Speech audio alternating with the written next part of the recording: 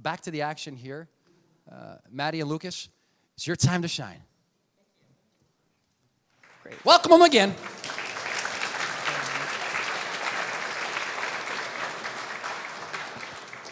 Thank you, everyone. I'm Maddie Spencer and Lucas, Cuenca. And we're from DNEG, London office and Vancouver.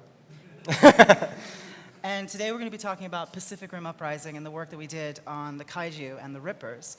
It was a really great opportunity to do some really cool organic creature design and sculpting, as well as exploit the groundbreaking hard surface tools in ZBrush and use them to create an amazing series of mechanical characters directly inside of ZBrush rather than starting them in Maya or Modo or another program, which is typically associated with hard surface modeling. Oh, awesome. So I'd like to start by showing this video. Thank you. Show this video of just an overview of some of the stuff that we did on the show. How do you make the video play?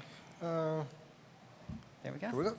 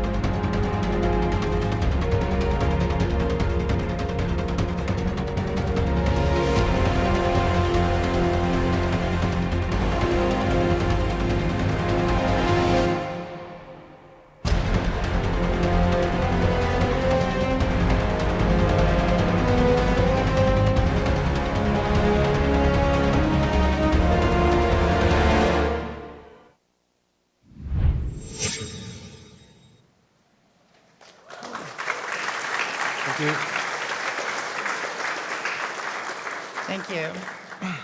So all the work that we did on the show was a huge team effort, and we just wanted beforehand just to acknowledge the fact that there were so many amazing artists that we work with that all had a hand in what we're going to be showing you today. And it's really awesome to be able to work with these folks, and I wanted to make sure that they got a shout out as well.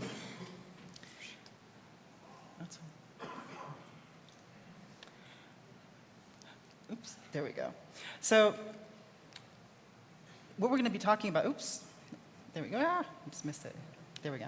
So we're going to be talking about the creature brief, what we were tasked to do at the beginning of the show when it was brought to us in a pre-production stage. Basically, we designed several specialty kaiju and then further refined some of the base kaiju.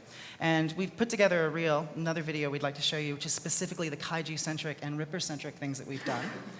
So, how do you make that play? That. Here. Technical difficulties. He's playing. There we go.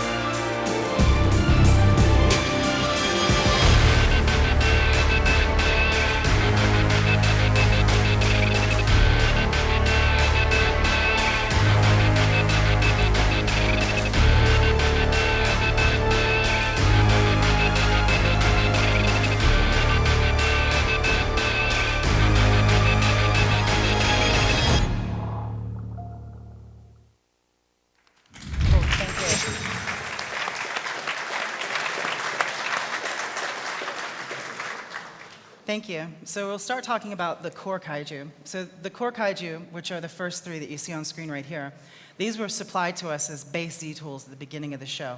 The art department at DNEG was tasked with further refining these into more completed designs, working out locomotion, working out the plating, and just taking them and refining them into a single sort of unified world.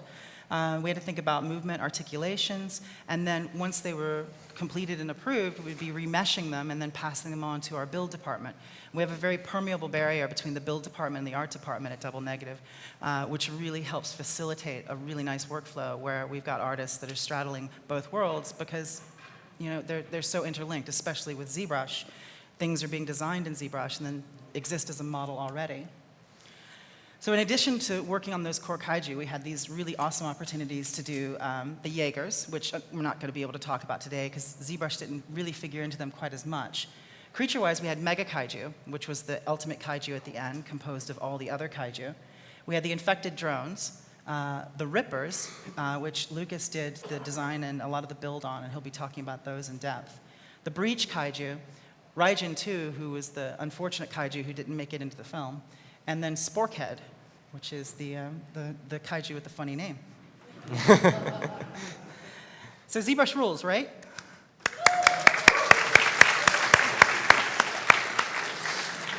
So as in most art departments, ZBrush has become an integral aspect of the creature design pipeline. And I've seen it develop since, the years that I've been in the film industry, trying to say, well, can I design this in ZBrush? And people being like, and now it being expected. Artists in an art department, really it's something that you need to know. The design process starts in ZBrush as well as in sketches and illustrations, kind of whatever artist feels comfortable doing, especially at the very, very beginning. We throw together a bunch of ideas, brainstorm, meet together, throw them around, tear each other's work apart in a friendly way, and build it up in a friendly way. It's an incredibly quick workflow to start in ZBrush. It allows real-time edits, which was huge for us because we had a very truncated timeline for this film. So our art director could sit with us and workshop these things. For example, Mega Kaiju, who we had to piece together from different parts. He could sit down and talk with us and make changes on the fly, and then that day we could put it in front of the art director, the visual effects supervisor, and then potentially the director. So let's talk about Mega Kaiju's kaiju development. So we had a brief from Mega Kaiju at the beginning that he must be composed of the other kaiju. He had to actually be put together from pieces that were recognizable from Shrikethorn, Hakuja, and Raijin. He had to be a hexapod, a six-legged creature. That was really a solid line in the brief. They wanted it to be 6 legs. And of course, we realized that he had to maintain a malicious intent throughout the shape language, from the silhouette down to the tertiary forms. And then lastly, once we got to the color palette, that color palette had to reflect the more tropical, saturated colors that were being used in all the other kaiju. So from many, one, how do we take these 3 separate creatures that are all living in the same world and then combine them together into another creature that feels like it's a viable, actual being and not something that's just jigsawed together from a bunch of parts? So we break out the Moleskine journal, start doing thumbnails. These are some thumbnails that were done, I think, maybe the first or second day we found out that we had the show. And since we had the core kaiju models, we were able to sort of color code those and lay them out on the wall and say, all right, we need to figure out what are the iconic parts of these, which parts do we rip out, and how do we recombine them? We had a little bit of leeway with changing their shape and configuration, but they really wanted the iconic elements to carry over, so you could pick them out if you freeze-framed and looked at the creature. So luckily, about this time, insert mesh brushes had been released. So we took those models, cut apart what we decided were the most iconic pieces, and made insert mesh brushes from them.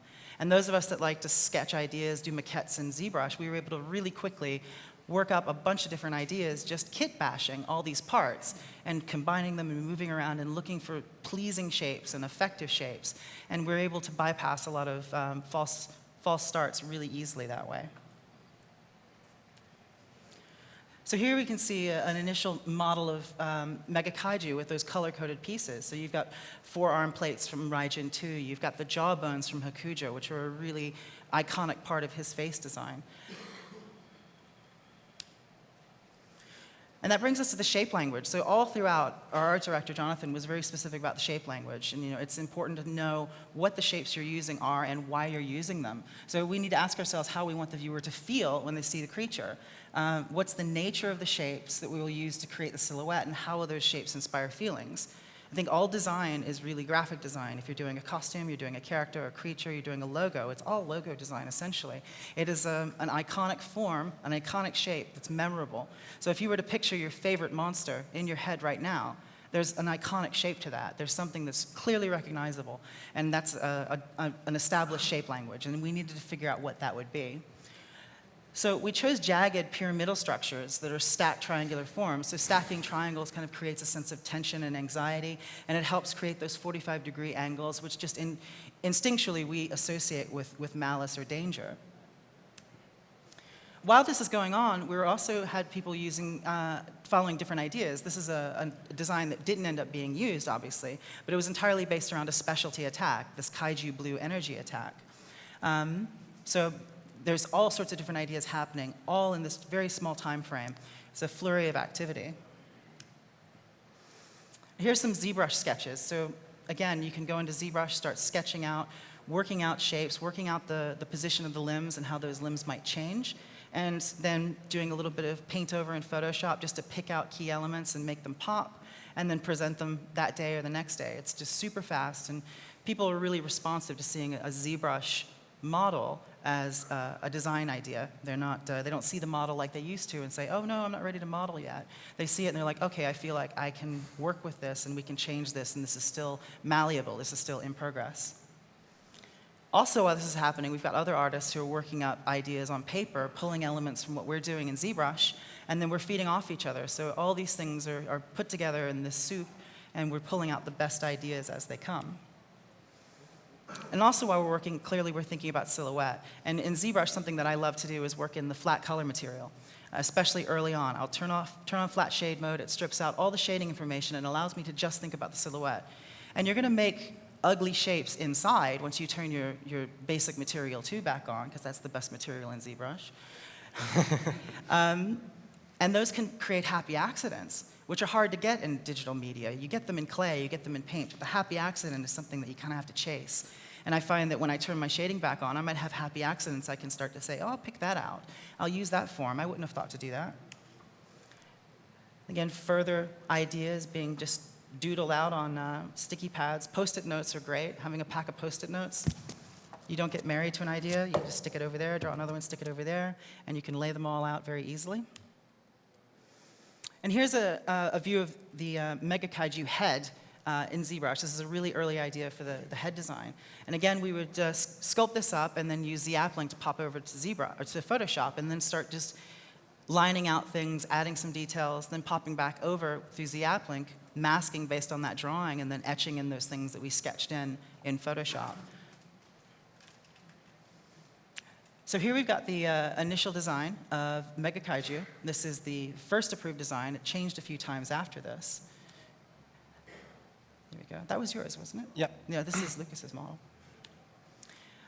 And then again, we're using ZAppLink and Photoshop and ZBrush to take pieces, cut them apart, reorganize them, and just make sure that every possible idea is explored. So something like this is just really quick to put together. It gives an idea of scale and posture, and helps us explore things that we might not have thought about before. It's just very easy to cut and reorient and say, oh, that works, or it doesn't, and throw it away. And this is really neat. So because he's a hexapod, has all of these different limbs, and has really specific movement requirements, we were able to use ZBrush and Photoshop together to create these sort of panels showing what the unfolding, what the blooming of those plates might be. And then lastly, here we've got a concept painting over the ZBrush model, placing the creature in situ. And you can see it really illustrates why the decision was made to use these triangular shapes, because the creature is constantly passing through these rectilinear forms of a city, so he's always going to be clearly visible through all the atmospheric perspective, the dust, the debris. Those jagged shapes are fundamentally alien in that environment, and so it's definitely something that does not belong there. Here we've got the first production model. Yep, first was by Luis. By Luis. beautiful work where he's taken the work that was done in our department, which by its nature is relatively gestural, because you're working so quickly and trying to create broad strokes and broad ideas. Then that same Z tool is passed on to a build artist who's assigned that creature. It may even be the same artist that sculpted the design in some cases. And then they refine that down and start to get into the granular forms, thinking about the plating, thinking about how everything fits together. So when you really sit there and look at it, it all works. It's not just this sort of gestural ideation. And this is a great shot of the head where you see that he's worked in the primary and secondary forms, but there's no detail yet. There's no fine detail. It's all about just getting the plating, the flesh that's over the plating, getting these beautiful little wrinkles that you see in the jawline there, just so you have a sense of it being a flesh and blood creature. And I believe this is the turntable here of the initial yes, design. this one. Excuse me. So again, just a ZBrush turntable that could be put in our daily session and show our VFX soup and our director the direction. And it very quickly and easily lets us show the work and get an approval to move on to the next stage, which in this case would be detailing. So this is a detail shot of Mega Kaiju's head. Mega Kaiju, there was a couple plot points where we're really, really close up on his face. And of course, all the kaiju had to have an enormous amount of detail. But detail's a funny thing, so I always think about the fact that like the greatest sculptures in the world really don't have detail on them. The form is there, like Michelangelo's David. There's no detail. It's pure form. But then when you're putting detail on something, we want to make sure that it supports the lines and the gestures and the shapes that we've already made. So instead of taking some texture stamps and stamping things down, or a spray brush and putting things down, we try to be really considered in how the plating and how the wrinkles and how all those tertiary details help to support and accentuate the forms that's underneath. Like if we looked at a lot of reptiles and the scale patterns there and how they have a defined flow and a defined shape to them. So we're also having to think about the texture. So after the form of the creature is established, we had to define a skin color pattern for Mega Kaiju. And again, that had to keep with the other kaiju. So that led us to our 4 a.m. fish market adventure at Billingsgate Market. So got up at 4 a.m. with Patrick, the build supervisor, and we took a cab out to Billingsgate, which is the fish market in London where all the restaurants get their seafood. So basically, it's things coming right off the boat. Some of it's still alive. It was a treat. It was very slippery in there, too. So we're walking around, and everyone's usually there buying in bulk, and we're just buying individual pieces. So we got these lobsters and a crab, and this is fish roe here. And this texture has been so useful in so many things since then. So what we wanted to do a controlled photo shoot in the basement of DNEG, which didn't stop smelling for like a week after this. Where we were doing polarized images, so we could use these images for texture, but also use them for design, because design's still going on right now. Design and build and look dev are all kind of happening in these overlap timeframes. So we wanted to support as many departments as possible with these images, and also just have them for later shows. We were picking out things that were really saturated, because like we'll talk about in a bit, the color palette for this film was very, very bright. It's a marked departure from the first. We were also looking at things like this shell down here on the lower right to see the type of secondary life forms that attach themselves to things that are living in the water, and how things weather and look when they're plated and they've been underwater or they're from a water environment. So we try and find the details in nature. So by referencing nature, we're achieving a level of interest and sort of veracity that you really don't pull from your imagination whole cloth. There's just details and things when you've got your reference up that's going to be hugely helpful for you. So we knew we were going to draw heavily on crustaceans and cephalopods to create the right look. And I haven't eaten seafood since this movie. So we had to just develop color palettes. So after things were sculpted, I took all of the kaiju and put them together and started poly painting. Because in poly paint, I can use layers, I can isolate color patterns and use them between different ideas. And most importantly, the color pattern, it also has to exist in a 3D space. So it's one thing to do a paint over in Photoshop, but if I do poly paint, just from maybe a 180-degree angle, just for speed, I can still see how those markings and how those stripes or dots are going to follow the form. So I don't want to do a paint over, and they say it looks great, and then when I turn it and start to try and continue it, it's like, oh, it falls apart. And here you can see we're exploring some really vibrant color palettes. And I think it's important as artists and as designers to sort of look at sort of trends or trending design things, look outside of the work of our peers. So we look at our peers' work, and that's fantastic, and look at the work of our heroes, and that's fantastic, and look at the work of classical artists, that's fantastic.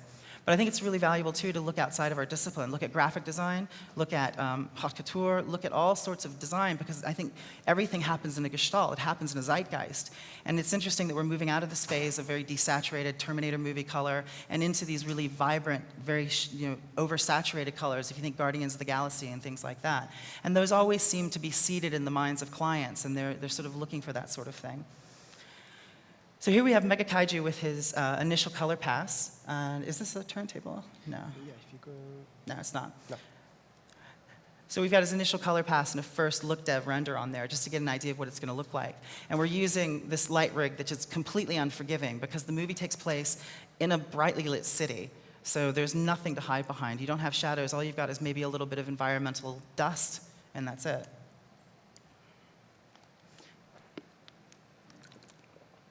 Anyway, we have Mega Kaiju as a paint-over from one of the ZBrush models, just showing in the city, in the destruction, and also starting to think about the rippers and the Kaiju blue, because the Kaiju blue is that poisonous veining that's present in all the Kaiju, and it's an important plot point. And the rippers as well, which we started to think about, that you can see very faintly in the plating here. And do you want to explain the ripper plot point? Well, the Reapers, they are small creatures that will go into the different free kaijus, Striathorn, Akusha, and Raging, and take pieces apart of them, and kind of Frankenstein Mega Kaiju. Mm-hmm. Cool. And you'll talk a lot more about the rippers later. Later. Yeah. So again, the plot point of being really close up on the eyes or on the face, we had to work up different ideas for the eyes, and here's some different variations just so we could see what that eye might look like and what the character of it would be, whether it should be a lateral pupil, round pupil, a slit pupil, how much Kaiju blue is in there. And here's our full color. I'll let you play it. Here we go. So you can see that we've started putting in the Kaiju blue, and we've got those really nice sort of teals and oranges and all these colors working together. So something really cool that was brought in by one of the look dev artists is the scatterers. Tim worked this up. It's small incidental objects like barnacle-like forms, spines, seaweed. All these things were created in ZBrush really quickly. And then they were decimated, and we'd export hundreds of these little OBJ models of just, random sea life and random detritus, so they could be propagated across the surface of the model to give a sense of scale. So it's kind of like greebles in hard surface, where they're little mechanical shapes that create a sense of scale and use. These are just little organic forms that could help make the creature feel bigger and make it feel like it had been passing through the ocean to come and attack the city and the things it would pick up. And also maybe the things that it picks up in the alien tank where it's being bred, like what kind of fungi is there, what type of parasites are in that world that'll attach to the kaiju. So here you can see just a few of these they're relatively simple. They didn't take very long to do, and we could do tons and tons of them. So they could script it and have a whole selection of these that they could select. We would paint a gray shade mask and then distribute them on the creature based on where the mask was painted. Here you can see the barnacle forms on the plate of one of the creatures there. And then back here, the little spines down there, which are all coming out of the skin in the recesses.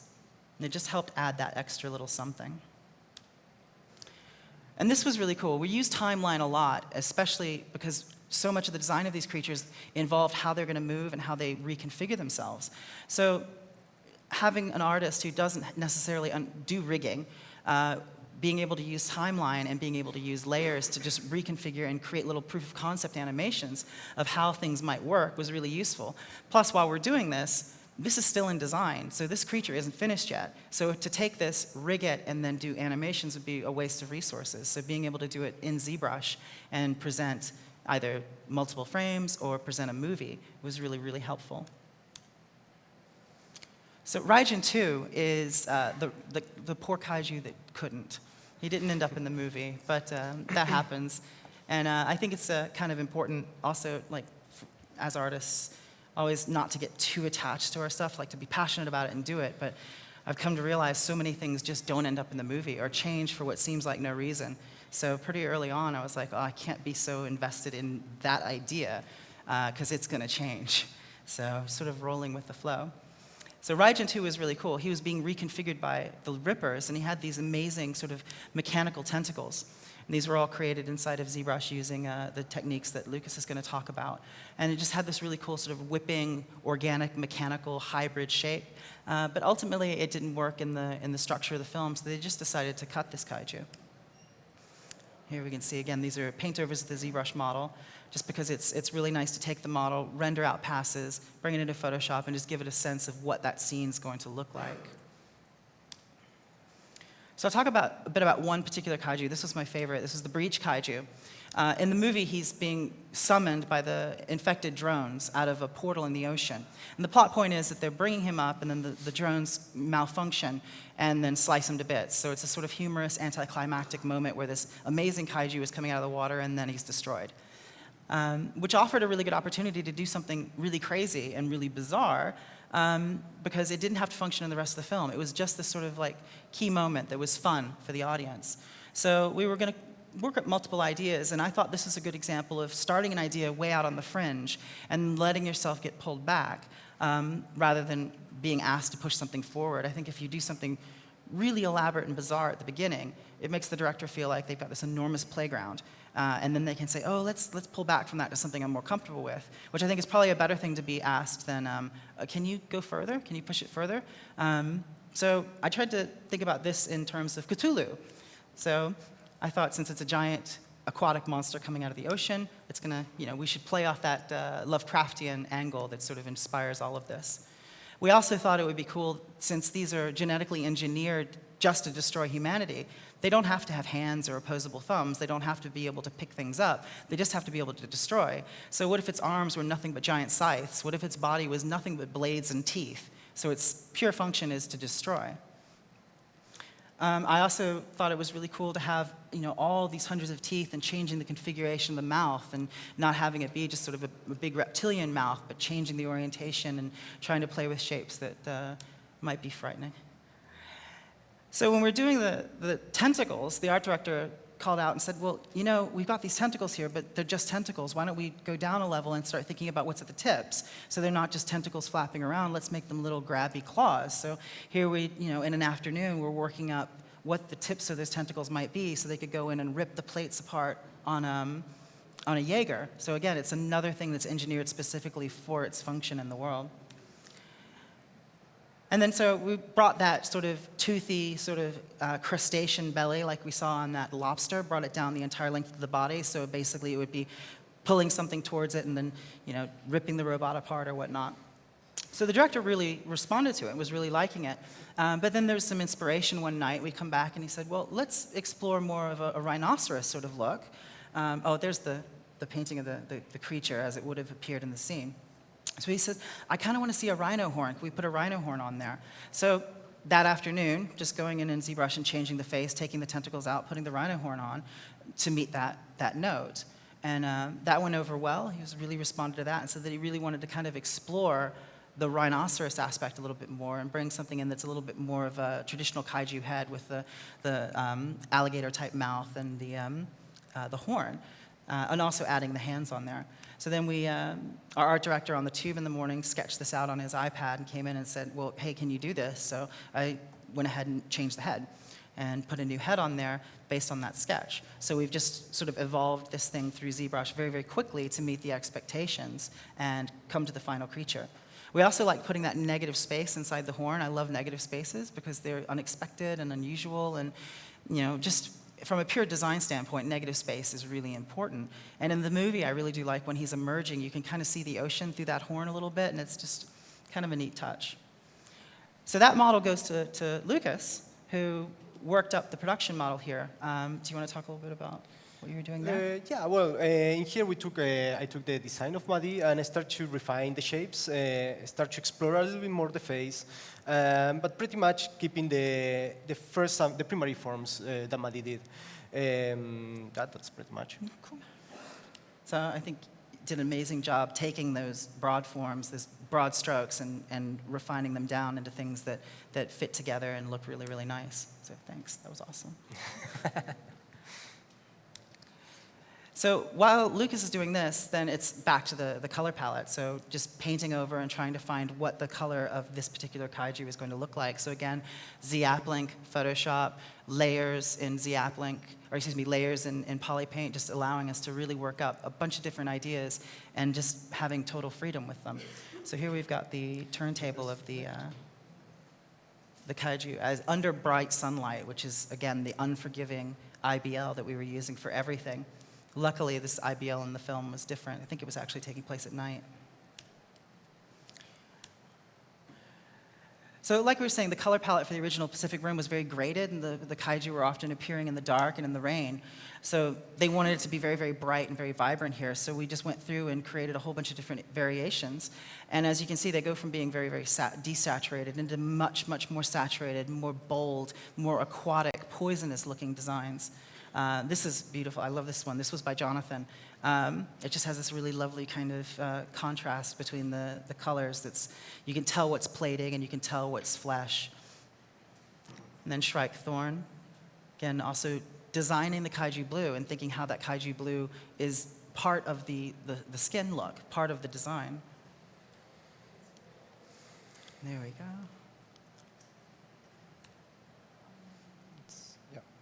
Up there. Oops. There we go. And then again, we've got one of our look dev turntables just showing the textures with the initial look dev passes before any of the scatterers, any of the further work. So that closes out the kaiju. And then so I'd like to pass on to Lucas to talk about the amazing work that he did with the Rippers. Rippers. Thank you. Thanks. Thank you.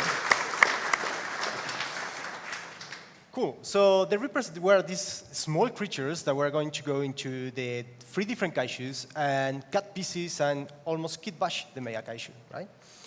So I have a small video here showing a bit of them. It's loading.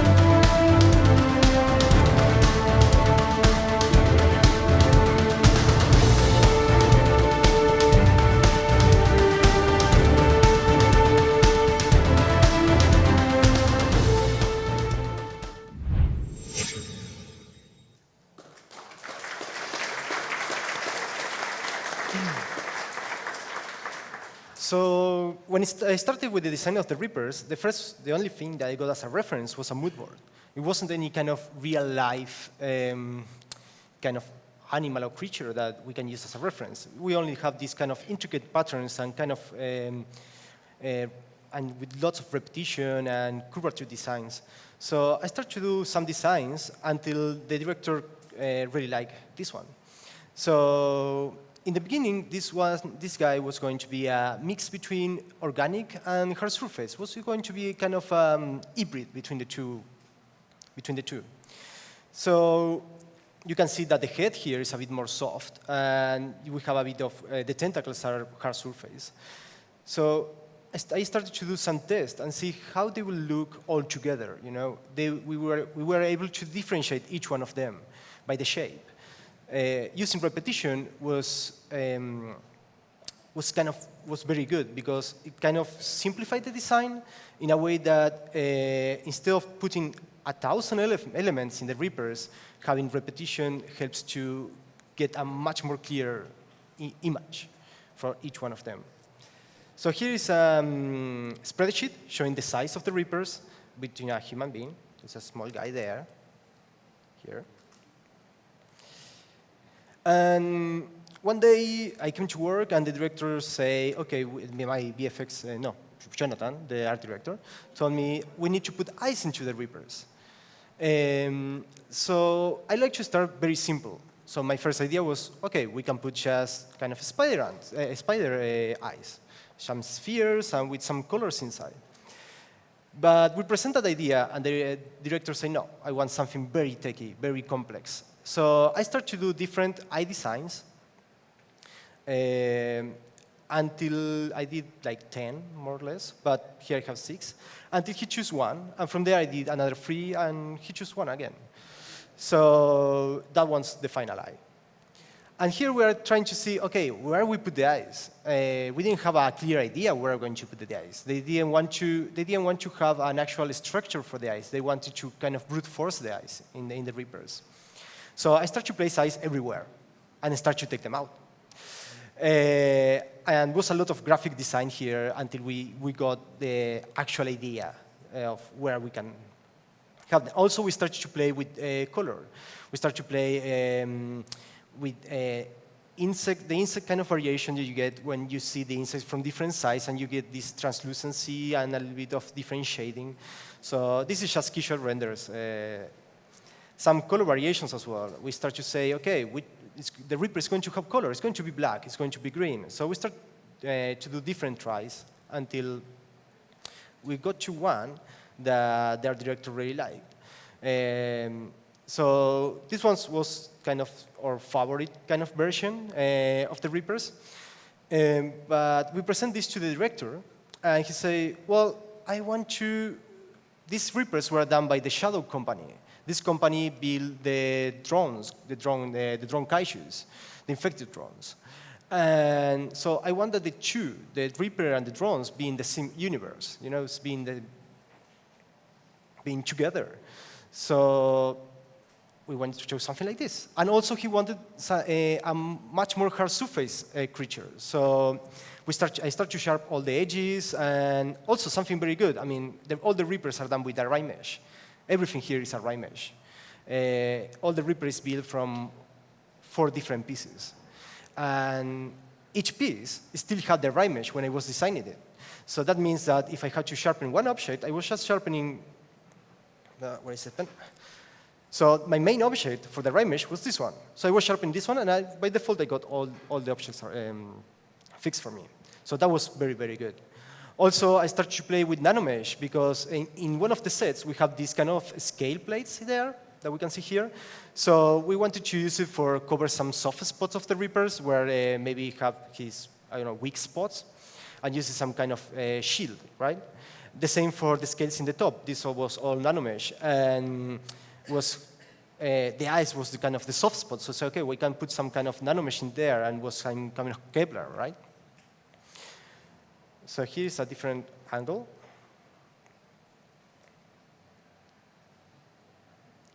So we present this idea to the director, and he said, well, it's very cool. I really like how robotic feels now, how techy.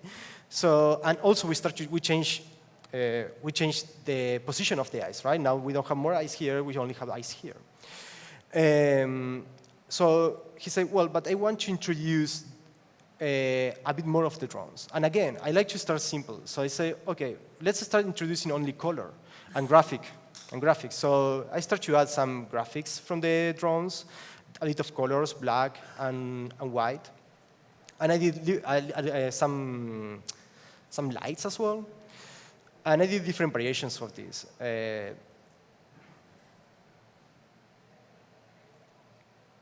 Until we got to these points where we present these ones to the director, And he said, yeah, super cool, but actually I want to introduce pieces of the drone into the Reapers. Say, okay. So I took the drone Kaiju, make an insert mesh, and start to cube batch pieces of the drone. And we can see here, this one's, I think that this one was the shoulders and pieces from the legs, and this was part of the head, I think. So we started to introduce these pieces of the drone until we found something that he liked. The same with the hooks. At the beginning was just simple tentacles, and the Reapers need to go into the Kaijus and break pieces and cut and stitch. So we say, okay, let's start to put some hooks. We put hooks.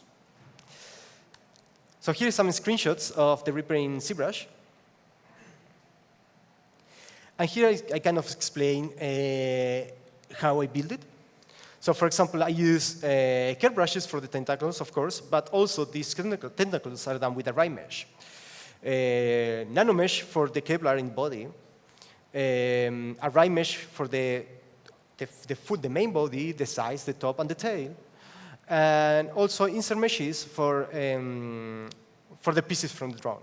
I think that this one is one of the first sculpt that I don't sculpt, actually. I use all the other tools in ZBrush, but no, I actually not sculpting in it. So it was very fun, right? It was kind of a challenge. So now I'm going to production process. Something very important to know, I mean, the design don't stop in art department. We were very lucky with Maddie because we were in the unique position of work from art department to build. But the design is still happening in build. It's daily basis changes all the time. So we try to keep our workflow as flexible as possible. This model was done, I designed it, but the production model was done by Jan Jindam. He did a beautiful work with it. Production process. So in production, what do we do in production? In production, what we do is take the concept art, take the designs from art department, and start to make the retopology. That's the first thing. We project the stuff, and we further detail our models, right? We also bring the high-frequency bumps from Maddie into ZBrush. We break that in different steps. I will talk more about later, but I'm going to start with retopology. This topology was done by Daniel Axelsson and the model as well. You can see here in the model that we try to keep the topology as clean as possible. Also, we have lots of requests from rigging. So, and we do plane shapes in the models. So we need to be able to have enough topology in the face for make all the plane shapes, and at the same time keep all the details that, I mean, all the edge loops that rigging needs for the movement of the Kaijus.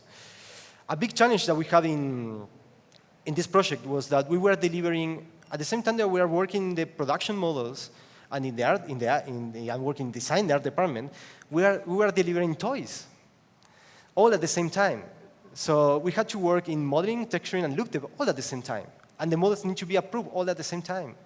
So it was very, very difficult and very, very challenging. So we designed a workflow in where we can work all these steps as fast as possible and keeping as much quality as possible as well. So the retopology process for the models was pretty straightforward. I mean, topology is something that normally I like to do by hand, but I use we can use sometimes a bit of ZBrush. Sometimes we do a patch of ZBrush. For save some time, we can use some part of the arms, some part of the legs, and after stitch all together, trying to make it as fast as possible. We don't try to lose too much time touching settings, but if we can use something, we will. The faces normally is all by hand, because we need to make them work for plane shapes. So this is again the topology. So model division. We knew that we didn't want to split them because we are having a lot of changes every day in proportions, scale, and shape. We didn't want to split the models in the beginning. It was crazy if we split in the beginning. So what we did was we know that in ZBrush we can handle in our machines 50 million polygons per tool. So we did our maths, and we knew that our render mesh needs to have around 200K polygons. That means that if we subdivide our model, we will get around 50 millions. So that was the first step. We did the first pass of displacement. We gave it to texture artist. We got back the Maddie displacement, Maddie bump map. And when we bring it back, we decide, OK, now it's time to split. The model was locked, so we didn't have any chance. We can't touch the model anymore. It was locked in production, was taken by rigging, was taken by effects by everyone, so we can't change the model. So we were able to just split the model and export maps. So from there, we decide to split our models, and this is a little bit of the process that we do for split the models. We know that we need an extra subdivision level, right? Again, all of this could be done by HD geometry. I personally love HD geometry. I really, really, really like it. It's just that depending on the project and how things change, HD geometry can be a bit, can lock a little bit your work. So in this case, we decide to just split the model. So how we do it? We just UV by tiles. We select the pieces. Again, we don't go to just one piece. We start from big to small, right? So we select until we get 12 millions. And if we need, if it's not enough, we will do all a sculpt, and we split again to get another 12 millions, right? If we get this selected, getting 12 millions, that means that we can subdivide the model one more time. So when we subdivide this model, we get 50 millions. Oh, here it's 49. It's good enough. So what we do, we don't want to get any seams as well, right? So that's the nightmare of splitting. So what we do for this is just, we split the model, we crease by polygroups, we export that model. We export it and save it, because later we're going to import it back just to export the maps from that one. Because that's how the render mesh looks. We divide, we get one extra subdivision level, and we store morph target in the highest subdivision level. That is like a safe net, kind of. If you go through that, go through the model and you don't want to get any kind of artifact in the model, you just can clean up a little bit. You know, it's just a kind of a safe. So displacement. And for displacement, we did two passes, as I said before. In the first pass was primary and secondary forms, and in the second pass was tertiary forms and detail.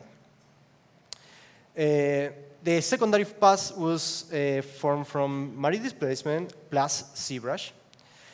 And here's a little bit of what we recognize as primary, secondary, and tertiary forms. So primary forms are the forms that define the main character, the volume, and the mass. Secondary forms are the forms that add complexity to the primary forms and also define the flow of the character. These forms shouldn't overpower the primary. Tertiary forms are the subforms that add complexity again to the secondary ones, but also defines the kind of quality that is going to have the character. It's old, it's young, it's plastic, it's metal.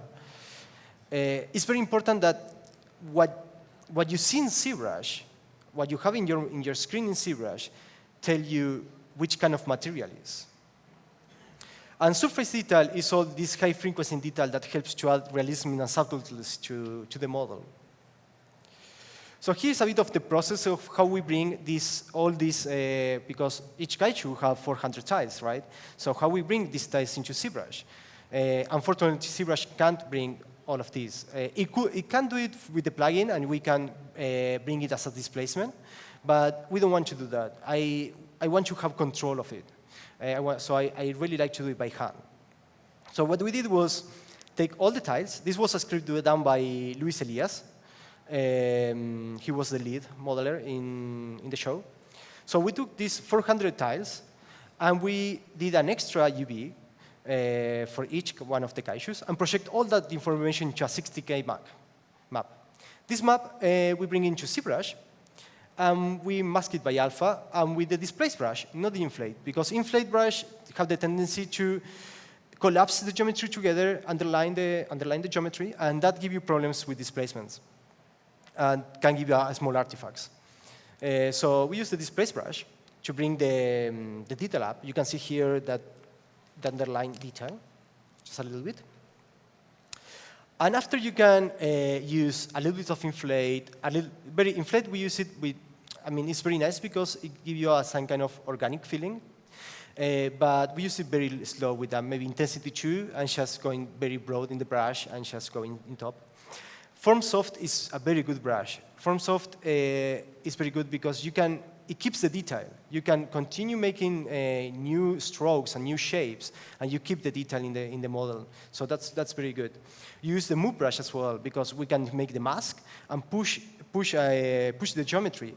And with a very low intensity, we can give that feeling of gravity to the model. It's very, very good. And also I did a custom brush. This brush is kind of similar to maybe orb cracks or something like that. It's very sharp and helps a lot to make dry skin or cuts into the model. We use it a lot for this. So here's the difference between the primary and the secondary pass. Primary pass, secondary pass. So in this movie, this model was done by Stefano Dubai and me. So in this kaiju, you have lots of close-ups, lots of different angles. So we couldn't work in one angle in particular. We need to work in all the angles. And also, at the same time, we did this process because we were delivering toys at the same time. So it was a very, very big challenge. Also, as you know, when you put the model into for example, render software is Clarisse, you lose detail a little bit, at least 10 to 20% of the detail that you get in ZBrush. So we always over-sculpt it. We put all the detail into one layer, and just we can dial how much we're going to export in our displacement. So for this show, we use vector displacements. We use vector displacements because, at least in our render, the quality is much better. It's much sharper.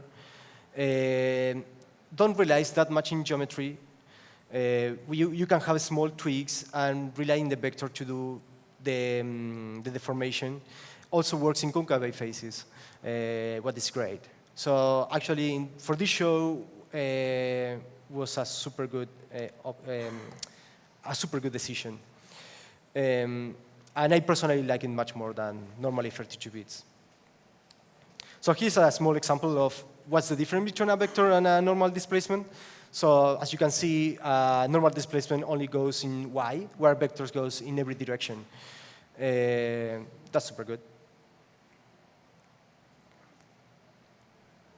Just a small trick, if you want to do vector displacements, just try to unfold and relax the UVs as much as possible. That will, you're going to get much less artifacts. At least in the spikes, if you get spikes, just try to relax it a lot, and you will get a nice deformation there. So plane shapes. So we did around 250 plane shapes for each creature. With the exception of Akusha, that have 3 different show opens. That means that we have 350 plane shapes for that one. Yeah, it was a lot of plane shape work. So I have a small video here of some of the plane shapes.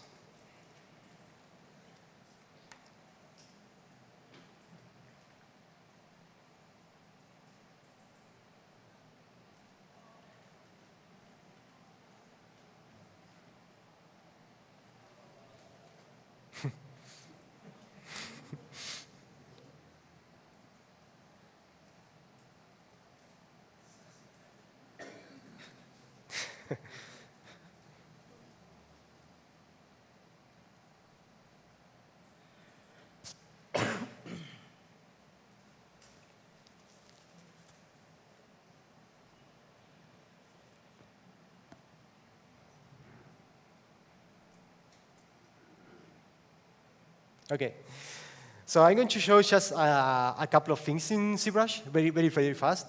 A little bit of the Reapers and a little bit of a small trick for the plane shapes. Do you want to swap the keyboard with the tablet? Yeah, maybe we can. Maybe I can take it.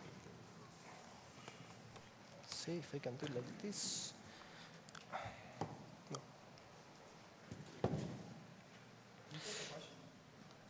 Yeah. Yeah, sure.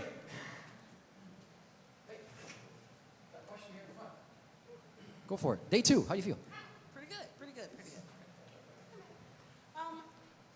Just a question. When you said that you applied creasing to eliminate your seams? No, no, no. You crease your model, so when you subdivide one extra, it don't shrink. Okay. It's just to keep the edges between the different pieces that you are splitting in the same position. Got a question here on the Twitter feed from around the globe. Let's see here. Oh, only at the end, I'm sorry. Well, I'm going to show very fast something, for example, if we want to do sliding skin for the plane shapes, right? I'm going to show in the model, but first in the sphere because it's easier to see. So I'm going to store a morph target, yeah? I'm going to move, my hotkeys? No, okay. I'm going to move, oh, sorry. Store morph target. Cool. So I'm going to move a little bit, right? No, first. Layer. Sorry for the interruption, I forgot. Questions will be at the end. Okay. No worries. Store from target. So we move the guy, right? And when we morph, we use project morph. Bring it back. And you can see now how it's moving. So this with texture, you can see how the skin is sliding the kaijus when they are making some different shapes. Like Dimpler, for example, you can see that, for example, this guy here. Actually, let's do it with this guy. So, for Dimpler, can add. These blemishes were done by Daniel. He did a very good job with them.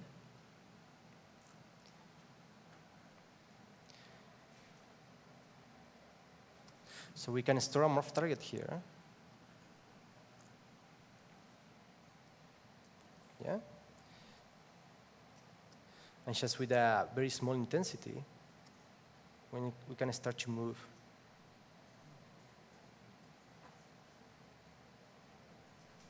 Yeah. So after that, we can just project the morph.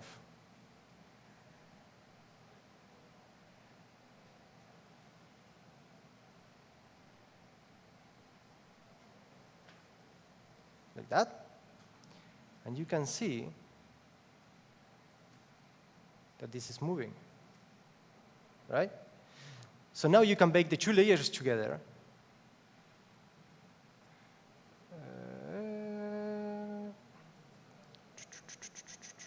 Okay, delete, invert, merge down. And you can see how it's moving here. I mean, in the top you can see that it's broken, but that's my fault. Just a bit of sliding skin. So that was very easy to make in ZBrush. And you can use another softwares, but here is super, super simple. We use a lot of ZBrush for make the plane shapes. We use ZBrush and Maya, mostly. You can see some different ones.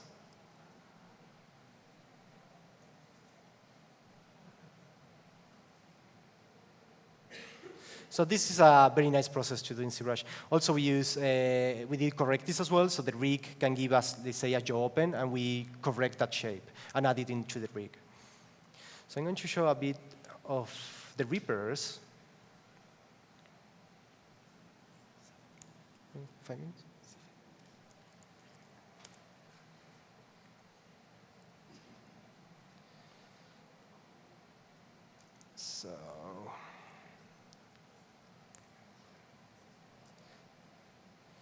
So here is the Reaper design, right? So I'm going to show very fast. I did an example here. We can see here of the body of the Reapers. Let's select only one piece, so it's faster. Cool. Actually, let's select that one. So you can see all the body was done with one piece, right? The same with the tail. The tail is one piece as well. And everything is a right mesh. That's super cool because I was able to actually dynamesh this and still pulling shapes around. And it was all happening in real time. See? It's all happening in real time. And was all done.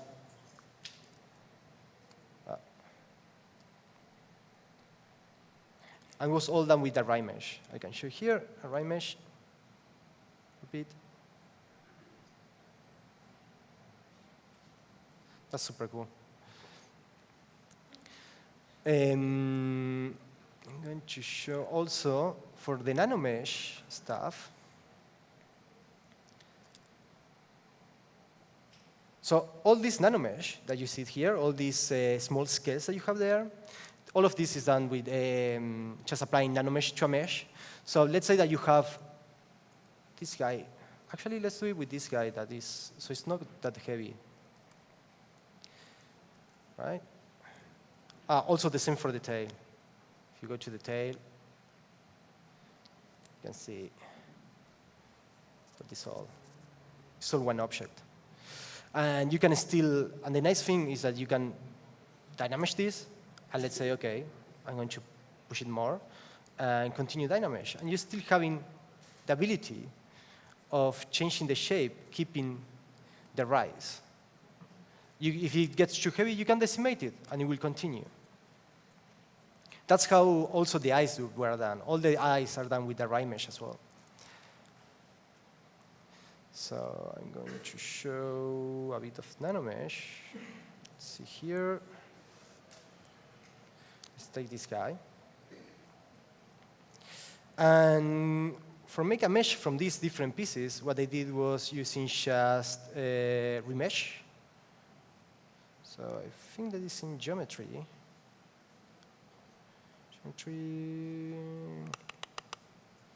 And my photocliché here. Mesh, size, position, my photocliché. Searching for remesh. No, see remesher. Remesh. Oh, maybe it's in subtools. Ah, here we go. It's in subtools. So if you just press remesh, it will give you a version. I mean, here it's duplicated because I have turned on symmetry, but you can delete this.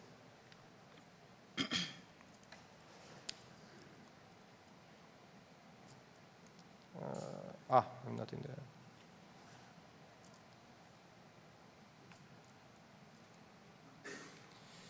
And when you get these, you can just remesh it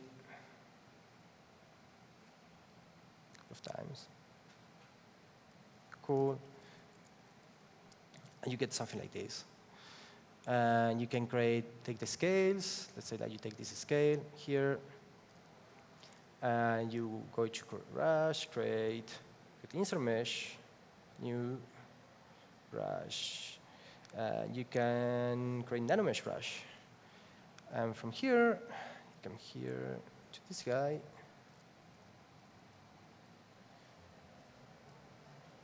Press Shift. I will put it everywhere in the model. Next thing about nanomesh is that you can still editing these scales, right? And you can give them alignment. You can align by normals, by short edge, long edge, near. I think they use normal.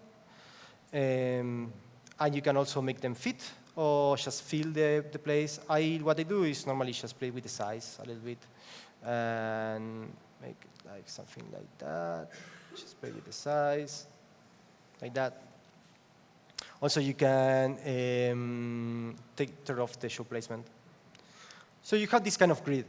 And you can just apply it, you know. You can want to mesh. Select this one. Select hidden. And when you bring your model, what I do is just pulling inside the model, just for concept art. So just pulling what I don't need and bring it back what I need. That's all.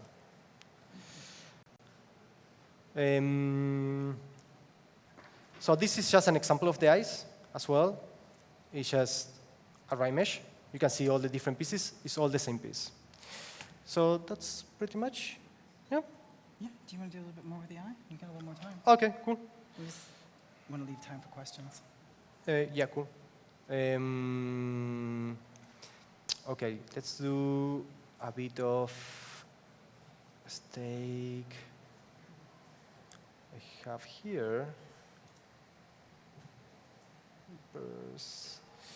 And we can go to tentacles.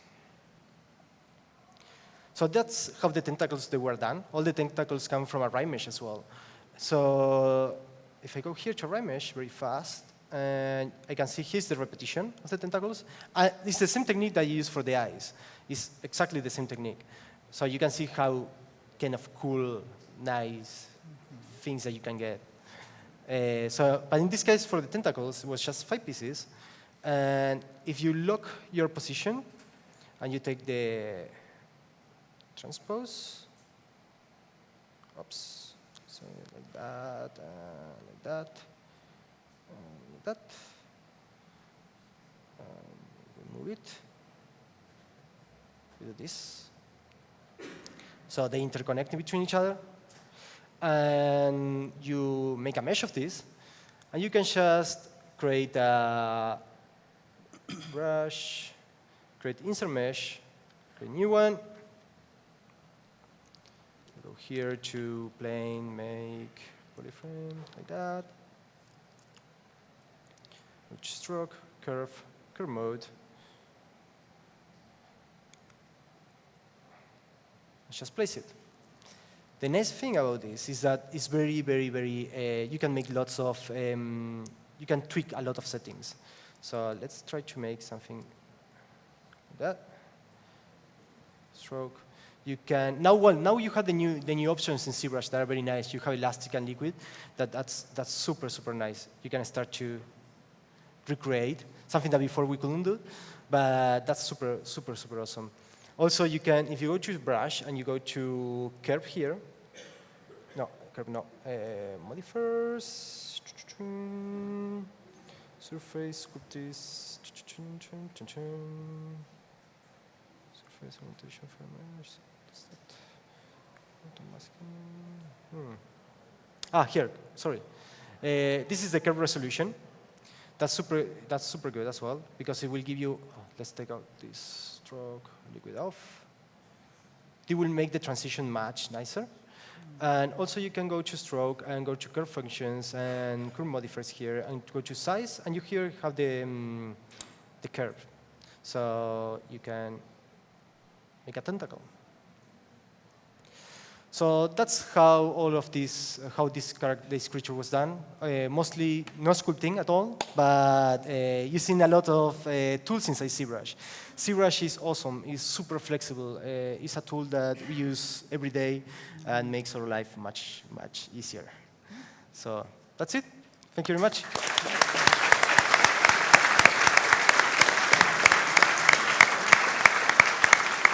Thank you. So we're going to have a Q&A, and then I brought a couple gifts, but I think we wanted to just thank a couple of people. I'd really like to thank Pixologic for having us here, Ofer, Jaime, Paul, the whole crew.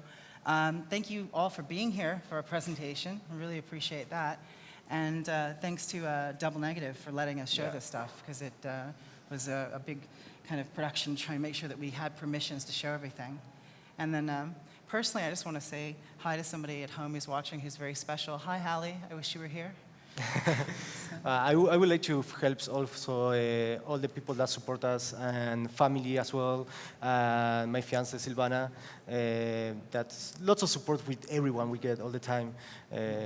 It's nice to say thank you to all of you as well. Very sweet. Put your hands together one more time.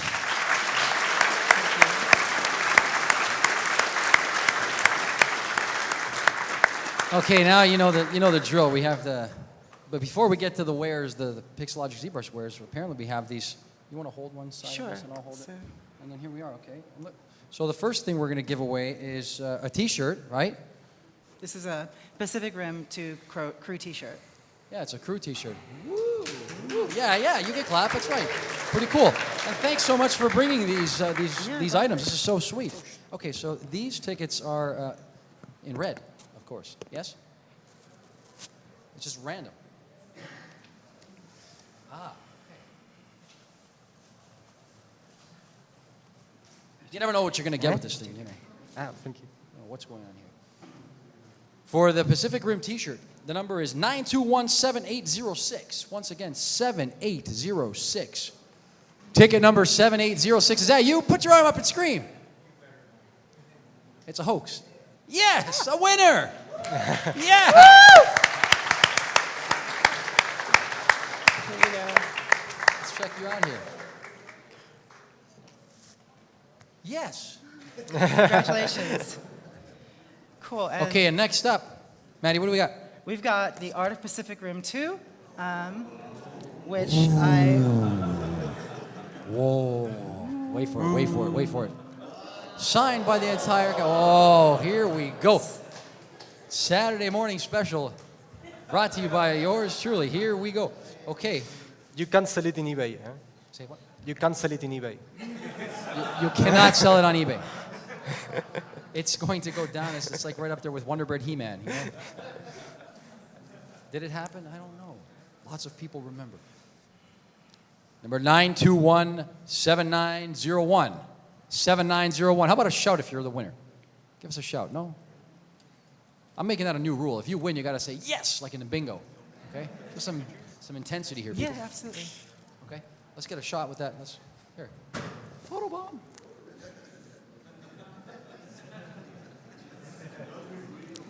Right, okay, so anyway, back to the business of... That's 921-7901.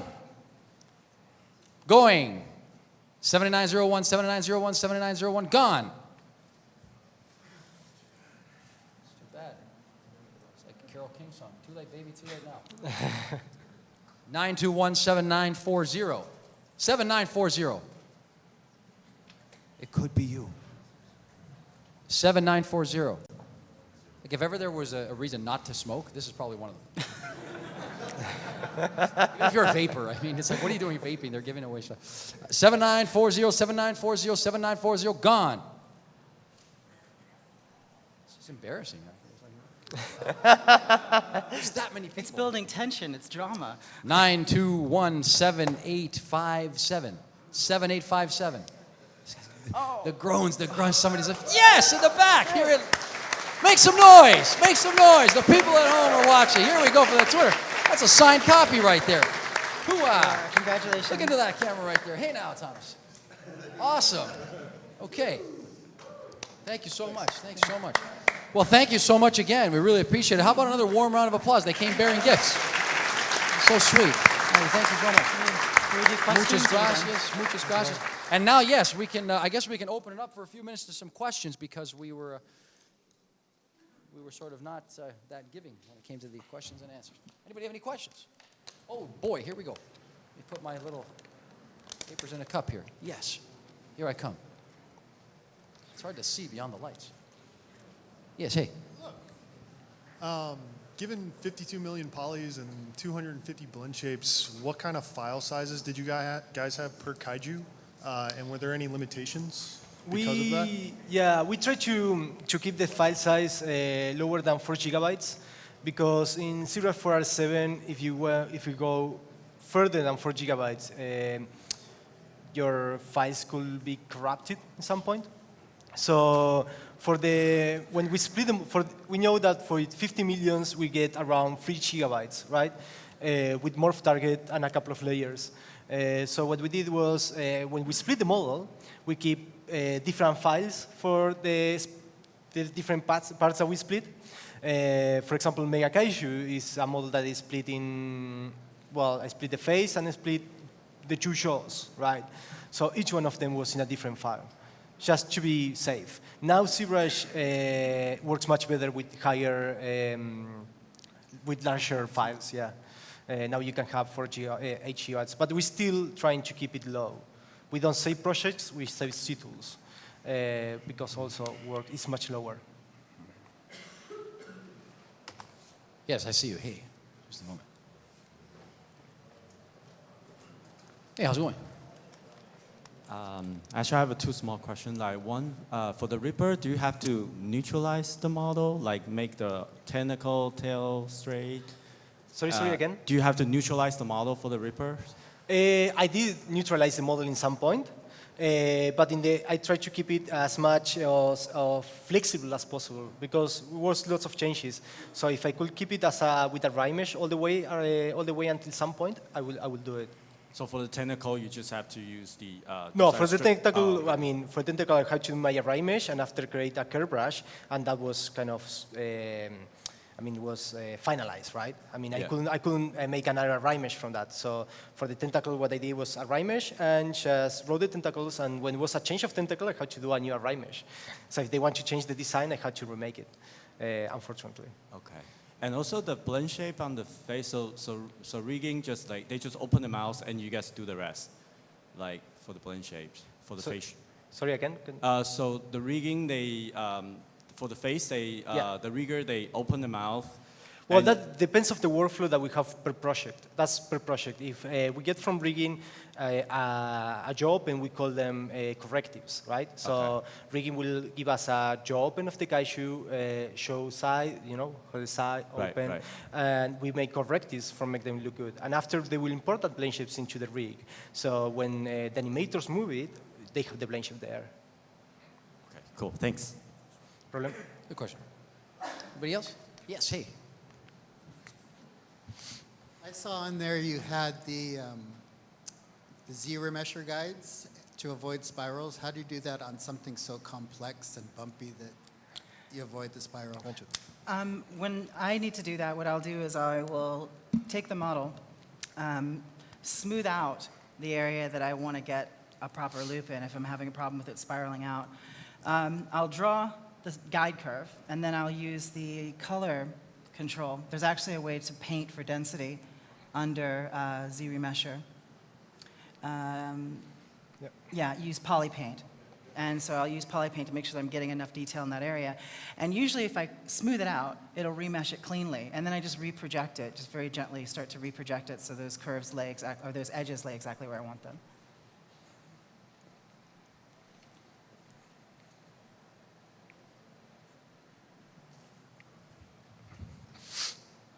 Nobody else? Oh, yes, there you are, way in the back. I thought there was an arm there. Just give a holler. Hey, Tim, you recovered from the birthday celebration. Go ahead, way in the back here.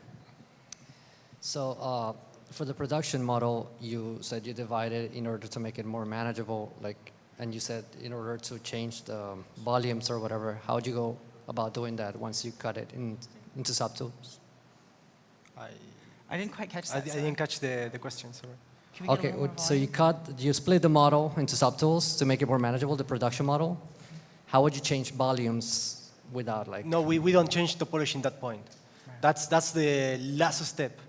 When we split the model, it's because the model is locked. It's already in production. It's already in rigging. So we split the model just to get the displacement from there. That's it. We don't change topology in that point, and we don't transfer point position in that point. What we do is it's very important that the model in ZBrush and the model in the model that our render mesh is the same.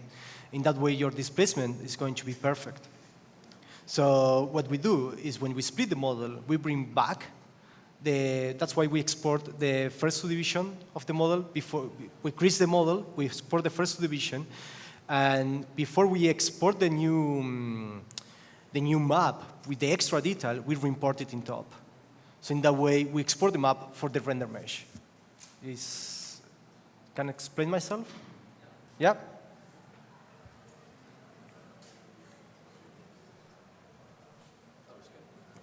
Anybody else? No? Well, that's it then. A round of applause again. Hey, what can we do? Thank you.